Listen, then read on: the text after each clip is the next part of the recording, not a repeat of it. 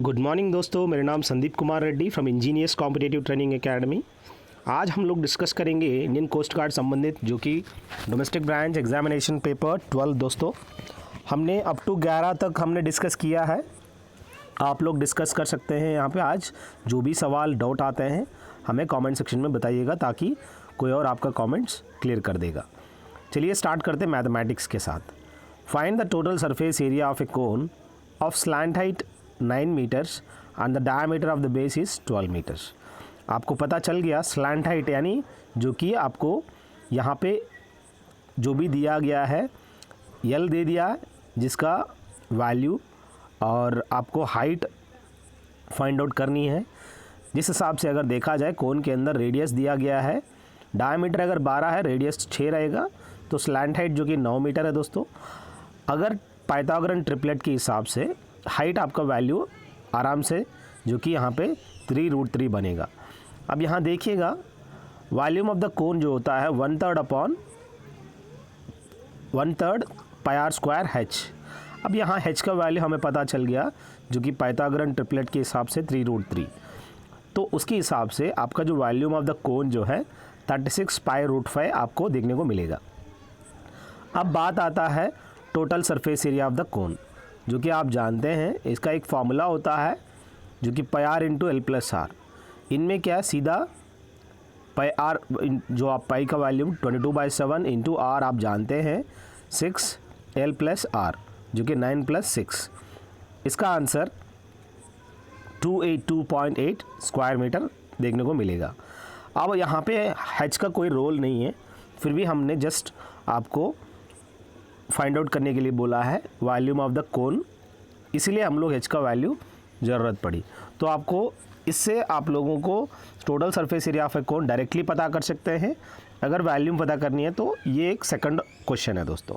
तो इस तरह का आप दोनों वैल्यूज़ आराम से फाइंड आउट कर सकते हैं। If the ratio of the ready of the 2 circles is 5:3। अब 2 सर्किल का जो रेडी है वो आपको 5 और 3 पता चल गया। उसका सरकमफ्रेंस का रेशियो पूछ रहा है। जैसा कि आप जानते हैं सरकमफ्रेंस अगर r1 r2 समझेंगे, सरकमफ्रेंसेस जो है 2πr1 2πr2 2π कैंसिल हो जाएगा, r1 r2 रहेगा। अगर वो पूछता है एरियाज बताओ πr², πr1², πr2², जैसे कि आपको 25 और 9 इसका रेशियो बन सकता है। अगला देखिए, the base of the isosceles triangle is जो कि 48 सेंटीमीटर है दोस्तों। उसका जो पेरीमीटर है 108 सेंटीमीटर है। अब आपको याद रखने वाली चीज़, कोई भी आइसोसेलेस ट्रायंगल होता है उसका 2 साइड बराबर होते हैं। अब जो बेस है वो खुद डायगोनल है दोस्तों, क्योंकि अगर बेस 48 है तो बाकी जो अदर साइड्स है x और x मान सकते हैं, तब पाइथागोरन के हिसाब से आप देखिएगा इसमें। नहीं तो आप यहाँ पे 2 दिया गया है पेरीमीटर जो कि x + x यानी 2x + 48 जो कि बेस उन्होंने दिया है, तो 108 दोस्तों। अब x का वैल्यू आपको 30 मिल जाएगा इस पेरीमीटर से। अगर वो पूछता है यहाँ पे जो पूछा गया है एरिया पूछा है जो कि हाफ बेस इंटू हाइट यानी हाफ x × x कह सकते हैं। अब यहाँ पे जो भी है बेस यहाँ पे जो भी बना है इस ट्रायंगल के अंदर जो है x है वो भी बेस है, हाइट x है। जो बाकी जो डायगोनल जो सेपरेट है वो बेस नहीं बनता क्योंकि वो आप हाइपोटेन्यूस है दोस्तों। तो यहाँ पे आराम से आपका जो वैल्यू रहेगा 450 जो भी यहाँ पे दिया गया है सेंटीमीटर स्क्वायर है दोस्तों। अगला देखिए, the knowledge of how many elements is essential to construct a unique quadrilateral. अगर आपको एक क्वाड्रिलेटरल ड्रा करनी है, आपको मिनिमम से मिनिमम कितनी आपको पॉइंट्स होना चाहिए जो कि एलिमेंट्स की ज़रूरत होता है। जैसे कि मिनिमम आपको 4 वर्टिसेस की ज़रूरत होता है जो कि 360 डिग्रीज इंटरनल एंगल्स कुल मिला के ऐड करने से। अगला देखिए, face value of share is ₹100 if it is sold at a discount 20 rupees. जैसे कि शेयर मार्केट में आप जानते हैं शेयर्स होते हैं, वो जो भी शेयर होते हैं उनका जो फेस वैल्यू है 100 रुपया है, उसको 20 रुपया का डिस्काउंट मिला है। अब आपको पता है लॉस कितना हुआ। अगर 20 रुपये का नुकसान हुआ है, डिस्काउंट हुआ है कितने पे, मार्क प्राइस पे, जो कि 100 है दोस्तों। कोई भी डिस्काउंट होता है वो मार्क प्राइस पे ही होता है। इंटू 100 अगर करेंगे तो उनको आसान से 20% का डिस्काउंट मिला है एक एक शेयर पे दोस्तों। कॉस्ट ऑफ द रेफ्रिजरेटर दिया है 1000 रुपया। Every year it's cost is decreased by 25%। बहुत ही इंपॉर्टेंट है दोस्तों, हर साल 25% का डिक्रीमेंट हो जाता है क्योंकि आप यूज़ करते हैं। तो 2 साल के बाद जैसे कि आप जानते हैं कॉस्ट प्राइस 1000 रुपया अगर है, 25% यानी 1/4। 4 जो चीज़ है 3 हो गया, दूसरी साल भी 4 जो चीज़ 3 हो गया। 4 4 से 16, 9 9 जा 3 3 जा 9। जो 16 रुपया वाली चीज़ है वो 9 रुपया हो चुका है। पर यहाँ पे जो दिया गया है रेफ्रिजरेटर का जो शुरुआत की जो कॉस्ट है 1000 है, तो 16 का कितने बराबर होता है, 16 अंडे अगर 1000 बराबर है, एक अंडे 62.5 है। अब यहाँ पे 9 क्या है, 9 अंडे बन गया तो यूज़ करते करते। तो अब यहाँ पे देख सकते हैं 9 × 62.5 यानी 562.5 इसका प्राइस हो गया, जो कि रेफ्रिजरेटर का 1000 रुपये का जो चीज़ आज के टाइम पे जो बेच रहा है वो 562.5 पे, इतना उसके ऊपर यूज़ करने के बाद। x-1 divided by 2x = 3/4। x का मात्र फाइंड आउट करनी है, क्रॉस मल्टीप्लिकेशन करिए, -2 आ जाएगा। अब फैक्टराइजेशन तो आप जानते हैं, जो भी फैक्टराइजेशन x² + 7x + 12 का 3 4 जा 3 + 4 7 हो जाएगा। तो यानी एक तो x + 3 है और एक x + 4 है जो कि फैक्टराइजेशन है दोस्तों, x² + 7x + 12 का। अब x + 3 कैंसिल हो जाएंगे तो x + 4 इसका आंसर बनेगा। अगर फैक्टराइजेशन आपको समझ में नहीं आ रहा है, आप प्लेलिस्ट में जाइए, आपको मैथमेटिक्स के सॉल्यूशन मिल जाएंगे। The value of 64 to the power of -2/3 into 27 to the power of -2/3, जो कि आप जानते हैं इनको 4 क्यूब कह सकते हैं, 27 को 3 क्यूब कह सकते हैं। ठीक उसी तरह से 1/144 आपको देखने को मिलेगा। ये जो है 12 दिन में काम करता, बी 15 दिन में उसी काम को करता है। दोनों क्या करते हैं एक साथ, 5 days and then B left, दोनों टुगेदर 5 दिन काम करते हैं। अब देखिए ए 12 दिन, बी 15 दिन, एलसीएम क्या है 12-15 का 60 है, तो कुल मिला के 60 अंडे हैं दोस्तों।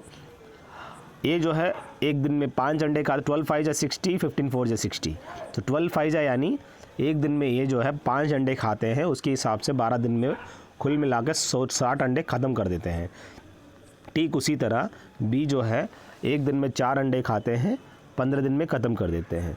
दोनों काम करते हैं 5 दिन के लिए, तो 5 और 4 जो जोड़ते हैं तो 9 अंडे, 9 5 जा 45, कुल मिला के 45 अंडे जो है ख़त्म कर देते हैं ए और बी। बचा कितना 15।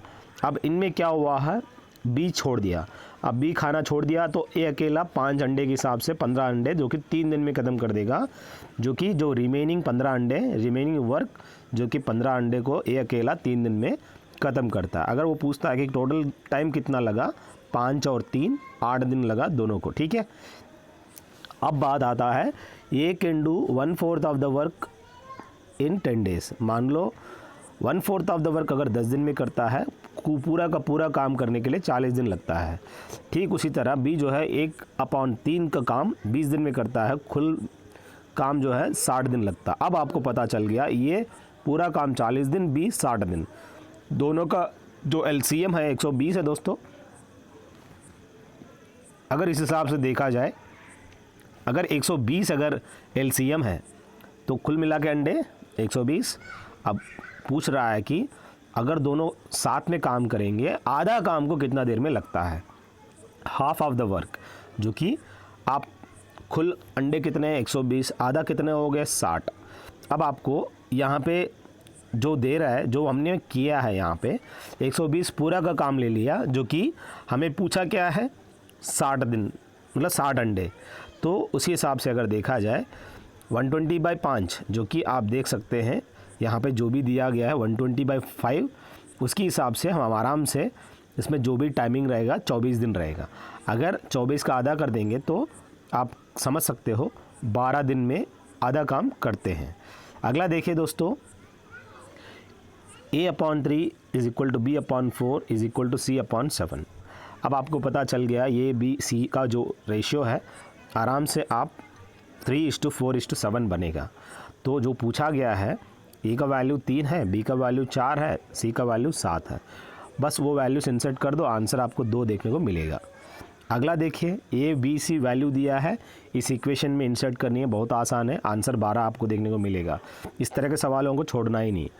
A⁻2x + 2 इज इक्वल टू 1 दिया है, जो कि 1 को हम लोग A⁻0 लिख सकते हैं। अब बेसिस बराबर हो जाएंगे, 2x + 2 is equal to 0, x equal to -1 है दोस्तों।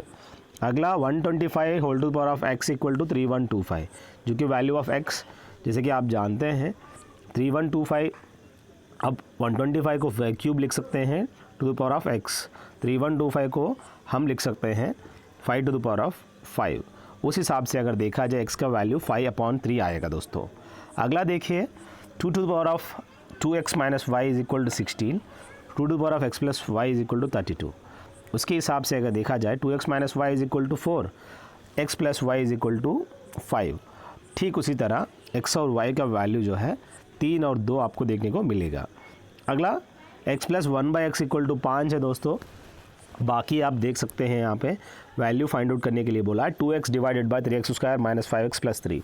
एक डिवीजन मेथड के हिसाब से अगर देखा जाए, हम ऊपर नीचे x के साथ अगर काटेंगे तो 2/3x + 3/x - 5 आपको देखने को मिलेगा। आप 3 अगर कॉमन लेंगे नीचे डिनोमिनेटर में, x + 1/x देखने को मिलेगा -5, जो कि वैल्यू हमें x + 1/x का 5 अगर इंसर्ट कर देंगे तो आंसर आपका 1/5 आएगा। बहुत आसान है, थोड़ा सा टिपिकल लगता है पर ये हो सकता है। A/B इज इक्वल टू 1/2 है दोस्तों। 2a - 5b divided by 5a + 3b। अगर ऊपर नीचे डिवाइडेड बाई b के साथ करेंगे तो आपका वैल्यू जो है -8/11 आएगा दोस्तों। अगला देखिए, 3x + 3/x इक्वल टू 1 है, तो x³ + 1/x³ + 1 का वैल्यू फाइंड आउट करनी है, जो कि आप 3x + 3/x को 3 अगर कॉमन लेंगे, x + 1/x इक्वल टू 1 हो जाएगा आराम से। दोनों साइड क्यूबिंग करेंगे तो x³ + 1/x³ + 3x × 1/x into x + 1/x, जो कि वैल्यू हमें पता है 1 है। तो उस हिसाब से अगर करेंगे हमारा वैल्यू जो बनेगा 1/27 दोस्तों। यही आंसर है जो पूछा गया है। अगला, if r sin a is equal to 7/2। अब बात आता है r cos a, जो कि 7√3/2। अब यहाँ पे वैल्यू ऑफ r पूछा गया है, जो कि आप sin² θ + cos² θ आप जानते ही हैं। उस वैल्यू के हिसाब से अगर हम अप्लाई करेंगे तो यहाँ पे आराम से r² कॉमन आ जाएगा, sin² a + cos² a का जो वैल्यू रहेगा वो 1 हो जाएगा। तो बाकी उस साइड जो है r का वैल्यू इस हिसाब से बनेगा, जो कि r = 7 आपका आंसर आ जाएगा। इस तरह का सवालों को कुछ टिपिकल नेचर के हैं, कुछ आसान नेचर के हैं, तो ये आप मॉडरेट लेवल पेपर देख सकते हैं। अगला देखिए, साइंस के, when a moving bus stops suddenly the passenger are pushed forward because of. जैसे कि आप जानते हैं एक साथ ब्रेक मार देता है जो भी मूविंग बस में, तब आप देखने को मिलता है पैसेंजर जाके आगे टकराते हैं। सो वहाँ पे क्या हो रहा है, because of the inertia of the passengers, वो क्या हो जाएंगे, आराम से जो मोशन रहता है उस मोशन की वजह से आगे जाके गिरते हैं। ठीक है। अगला देखिए, the velocity of A sound in air under normal condition, जो कि यहाँ पे 332 होता है नॉर्मली, जो आसपास में जो कि नॉर्मल कंडीशन के बता रहे हैं, जो कि 332 मीटर पर सेकंड होता है, लेकिन यहाँ पे 343 दिया है क्योंकि नॉर्मल कंडीशन कह रहा है। Escape velocity of A rocket fired from the earth towards the moon is a velocity to get rid of the earth's gravitational pull। जैसे कि एस्केप वेलोसिटी आप जानते हैं धरती में 11.2 किलोमीटर पर सेकंड होता है। वो अपना ग्रेविटेशन से बाहर जाने के लिए मिनिमम इतना ही स्पीड होना चाहिए। अगर आप जाते हैं चंद्रमा पे एस्केप वेलोसिटी कितना होता है, वहाँ से निकलने के लिए कड़क होना चाहिए कितना स्पीड, जो कि एस्केप वेलोसिटी आपका, आप मुझे कमेंट सेक्शन में बताएंगे कितना होना ज़रूरी है फॉर द मून का, ठीक है, एस्केप वेलोसिटी ऑफ मून आप मुझे कमेंट सेक्शन में बताइएगा। अगला देखिए, mica is used in electrical appliances such as electronic iron because mica is a good conductor of heat but a bad conductor of electricity. देखिएगा, जो भी माइका है ये इलेक्ट्रिकल अप्लायंसेस में इलेक्ट्रिकल आयरन जो होता है उसके अंदर यूज़ किया जाता है, क्योंकि ये गुड कंडक्टर ऑफ हीट है और बैड कंडक्टर ऑफ इलेक्ट्रिसिटी। इसमें इलेक्ट्रिसिटी पकड़ता नहीं पर गर्मी पकड़ता है, हीट काफ़ी पकड़ता है। The pulse of the aquatic environment can be ascertained by measuring. ये बहुत ही इंपॉर्टेंट है दोस्तों, जो भी एक्वाटिक एनवायरनमेंट का जो पल्स है दैट कैन बी कैसा मेजर कर सकता है, जो कि नाइट्रोजन से, ऑक्सीजन से, अल्कलिनिटी से या कंडक्टिविटी से है। बहुत ही इंपॉर्टेंट बिट है, आप मुझे कमेंट सेक्शन में बताएंगे इस एक्वाटिक एनवायरनमेंट का जो भी पल्स है कैसे मेजर करते हैं। अगला देखिए, friction can be reduced by changing from sliding to rolling. कोई भी फ्रिक्शन है, अगर मान लो आप किसी चीज़ को आप खींच रहे हो, बहुत मुश्किल होता है, उसके नीचे कुछ रोलिंग या कोई आप गोलियां डाल दो जिससे उसके ऊपर रोलिंग करके आसानी से खींच सकते हो। Super conductors are substances which offers no resistance to the flow of electricity. जो भी सुपर कंडक्टर्स होते हैं वो ऐसा सब्सटेंसेस है which offers no resistance to the flow of electricity कह सकते हैं। Radio telescopes are better than optical telescopes because, देखिए जो भी रेडियो टेलीस्कोप्स है वो काफ़ी बेटर है दैन ऑप्टिकल टेलीस्कोप्स, क्योंकि they can detect faint galaxies with no optical telescope. They can work even in cloudy conditions, they can work during the day and night. इसलिए हम लोग रेडियो टेलीस्कोप्स को इस्तेमाल किया जाता है compare to the optical telescope. इसमें cloudy conditions में भी काफ़ी अच्छी उसके अंदर क्लैरिटी देखने को मिलेगा रेडियो टेलीस्कोप्स में। Mercury is commonly used as a thermometric fluid rather than water because, जैसे कि आप जानते हैं कोई भी mercury है ये commonly as a thermometric fluid use किया जाता है rather than water because density of mercury is more than water और इसके अंदर adhesive nature देखने को मिलेगा इसके अंदर। अब बात आता है दोस्तों, what are the numbers of mole of carbon dioxide with contains 16 grams of oxygen।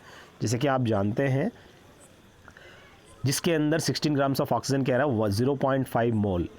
What are the numbers of moles of carbon dioxide which contain 16 grams of oxygen, जो कि अमाउंट ऑफ सब्सटेंस को measure किया जाता है moles के अंदर दोस्तों। अब 16 ग्राम का जो ऑक्सीजन के अंदर जो कि कार्बन डाइऑक्साइड जैसे कि जानते हैं 0.5 मोल के अंदर कह सकते हैं। अब बात आता है रीजनिंग वाली, which letter will be 9th to the left of 12th letter from the right. Right से अगर देखा जाए जड, वहाँ से 12th है उसका ठीक लेफ्ट में 9वां जो कि एफ है दोस्तों आंसर। आप देख सकते हैं इस तरह का अरेंजमेंट में आपको लिखना पड़ता है। एग्ज़ाम स्टार्ट होने से पहले आप लिख लीजिएगा ताकि आप एग्जामिनेशन के टाइम में टाइमिंग मिल जाए। मर्क्यूरी, सन, मून, अर्थ, स्टार, गैलेक्सी, व्हील, एक्सिस, इनके अंदर जो कि आपको आड है वो आप मुझे बताइएगा।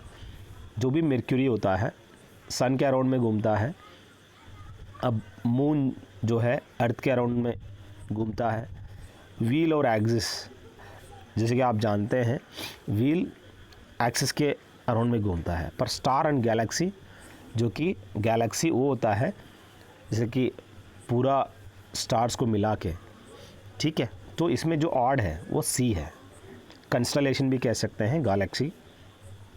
अगला देखिए दोस्तों, CEIKOQ, अगला जो आएगा U है दोस्तों।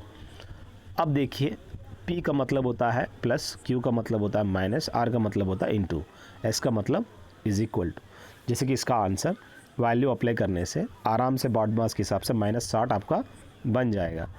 और A और B सिस्टर है दोस्तों, R एंड S ब्रदर्स है जो कि रेक्टेंगल में डाला है। Daughter of A is sister, A का डॉटर कौन है? जो भी सिस्टर ऑफ R, R का सिस्टर है तो यानी यस है। तो यहाँ आपको पता चल गया how is B related to S, जो कि B उसका वहाँ पे क्या बनेगा S के लिए।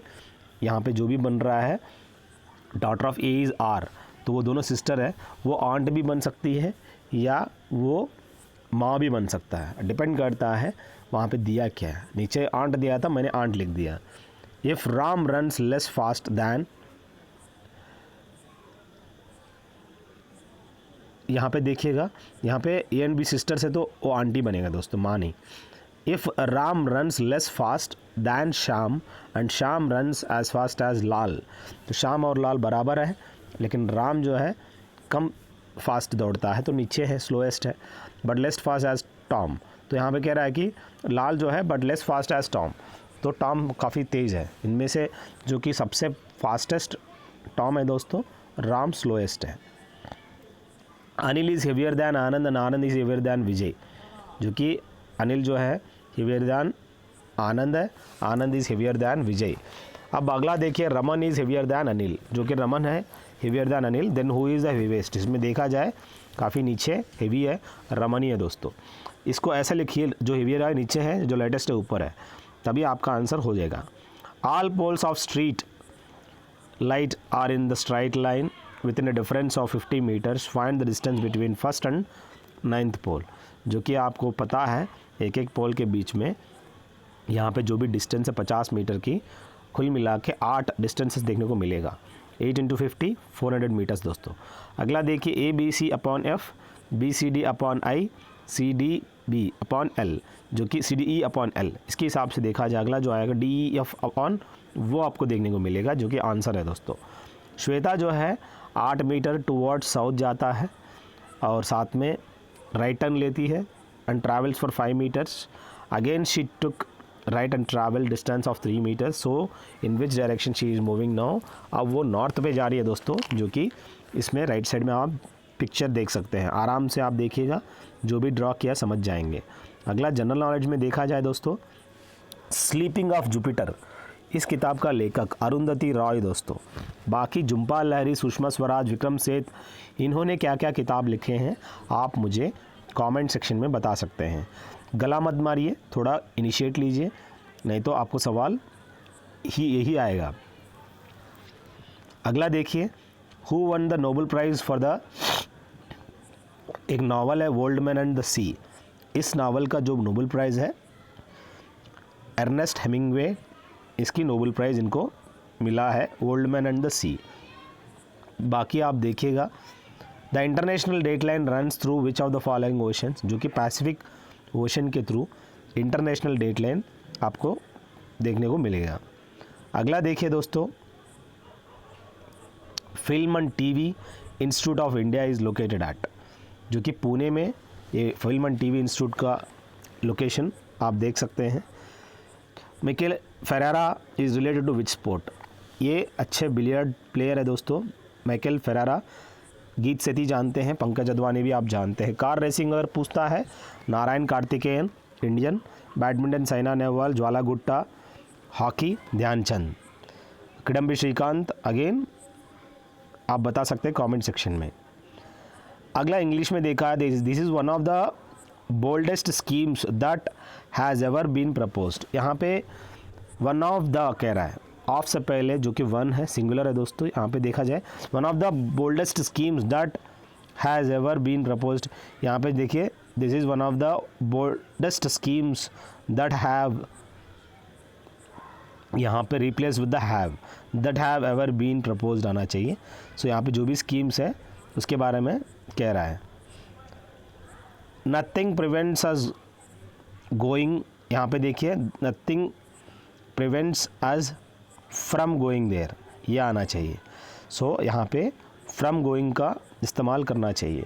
ही expected to have passed, replace with to pass, he expected to pass the examination, ये होता है दोस्तों। अगला क्लॉस्टर्स देखिए, darkness gradually began to descend, यानी कम हो जाना, on all side, so I could not have any distinct of the things that lay along our way, our train stopped at 2 important stations before we reached our home town. यहाँ पे इस हिसाब से use करना है दोस्तों। Correctly spelled word दोस्तों, immense, IMMENS, immense. Supersede, SUPERSEDE, supersede. He said, I have read this novel, यहाँ पे ही सेड दैट, आई क्या हो गया, ही हो गया, he had said, he had read, this हो गया दैट नॉवेल, ठीक है। अगला circumstances will oblige me to go, यहाँ पे जो भी दिया गया है I shall be obliged to go by the circumstances, जो कि यहाँ पे जो भी दिया गया है वो पैसिव फॉर्म में इस तरह से बनाना पड़ता है। The pupil was asked to write down his name on the front page of the exercise book, जो कि the pupil was asked to write down, यहाँ पे लिख लीजिएगा दोस्तों, his name on the front page of the exercise book.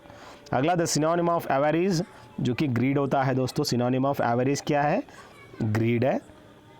अगला the antonym takes of, जो कि लैंड्स होता है, एंटोनिम का टेक्स ऑफ का एंटोनिम फ्लाइट टेक ऑफ हो रहा है, landing. A person who believes in the total abolition of war, जो कि वो वार पे पसंद नहीं करता, हो लड़ाई लड़ना उसको बिल्कुल इच्छा नहीं है, वो है पैसिफिस्ट। बाकी सोशलिस्ट, कम्युनिस्ट एंड फैसिस्ट आप तो जानते ही हैं। अगला Indian are going places in the field of software technology, उसको हम कहते हैं talented and successful. So are going to places क्या होता है, जो भी इंडियंस है they are going to places, यानी talented and successful in the field of software technology में हम देख सकते हैं इंडियंस। बस ये है दोस्तों कुछ हमने इकट्ठा किया है, और बाकी हम आर्ट पेपर डिस्कस करेंगे, उसके लिए आप लोग जुड़े रहिए। थैंक यू दोस्तों, have a good day, have a great life. अपना दोस्तों के साथ भी शेयर करिए, नॉलेज शेयर करने से बुरा नहीं होता। अगर आप मेहनत करते हो तो अपने आप पे भरोसा रखिए, दोस्त के साथ साथ आपका भी सिलेक्शन हो जाएगा। Have a good day, have a great life.